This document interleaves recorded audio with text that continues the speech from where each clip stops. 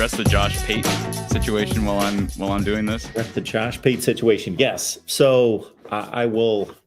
Let me do this. Let me look this up. And everyone, please, you will be amused. And maybe you can take part in Corey's interaction with Josh Pate of 247 Sports. I want to point that out because most people know who Josh Pate is if you're a huge college football fan, as all of you are. But I have to admit, up until about a year ago, I didn't know who Josh Pate was. So maybe you are a big college football fan like I was a year ago and don't know of him, but he's the main host on 247 Sports. Okay, he had posted something, and I got to tell you, Corey, I had a comeback for this, but I could not find the thread to where I could respond to both of you, so I didn't. But Josh sent something out earlier today, I believe. It was a beautiful tweet. It was a beautiful tweet by Josh Pate. So Josh Pate tweeted, "Give me a fictitious but realistic headline."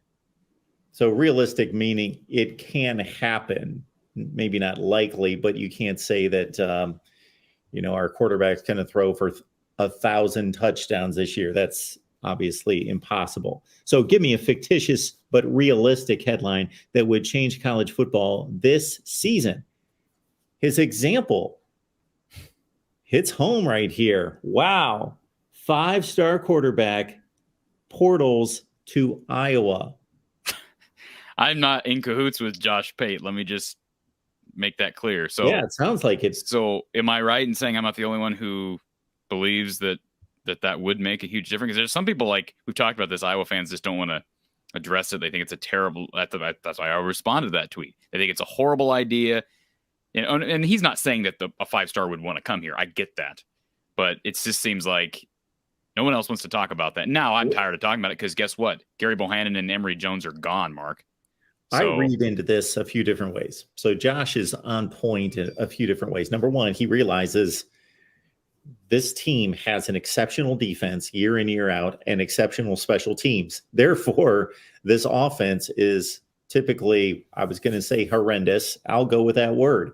Bottom 20 in the country this past season, 20 to 30 in the country. So pretty horrific offense. What would change that? A 5-star quarterback. But fictitious in meaning, yes, it's realistic in that it technically can happen, but it's not going to happen. Therefore, let's put it out there as this is kind of fairy dust type stuff. But this would be this would alter the landscape. This would alter the power base of Big Ten football. Therefore, it's a game changer.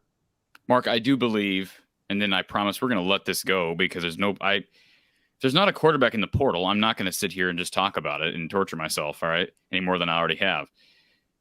But the bottom line is I do believe this. If Iowa had a really good quarterback, they would be contenders for a college football playoff spot. In other words, I would say there's probably, maybe you'll argue there's less because of the dominance of the teams, at the top.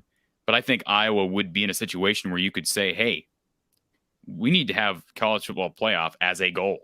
Not saying it's an expectation, but it would be a goal. With how good this defense I think is going to be, I think special teams is going to be really good. Place kicking we've talked about is a question mark.